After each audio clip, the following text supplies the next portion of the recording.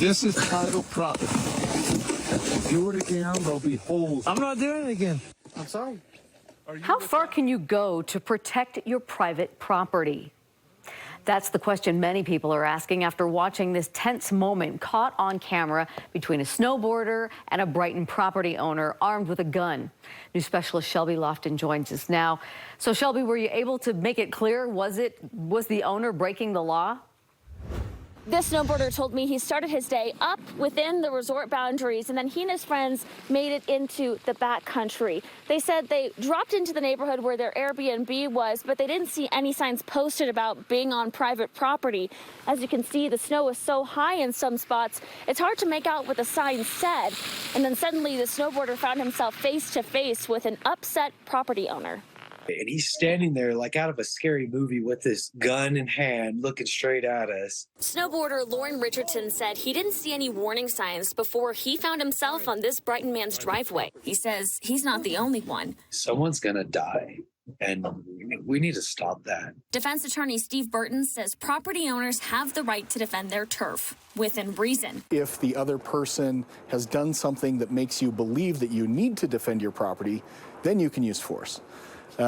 However, that's usually limited to non-lethal force. He says the video doesn't show the owner pointing the gun at Richardson, but Richardson says he remembers seeing the shotgun pointed at him. Utah's brandishing statute prevents somebody from using firearm in a threatening manner in some kind of argument or quarrel, but just possessing it is not illegal. The video also shows the owner making physical contact with Richardson. Burton says it's not necessarily assault. Was the push so hard that it was likely to cause injury to the other person?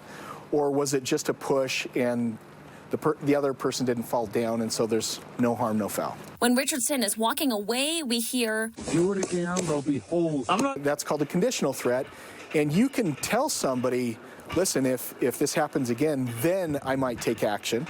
But what you're doing is you're not threatening them at that moment with imminent force. He says if the case were to go to a judge or jury, they'd have to decide if a reasonable person would have responded this way. A lot of people might say, in that circumstance, if you just see a snowboarder or a skier coming down the mountain, it would not have been reasonable to point a firearm in that direction or to make those kinds of threats. Richardson says he didn't know he was trespassing. I was no threat. I was apologetic, hands in the air. And we spoke to Unified Police today, and they said this incident is under investigation.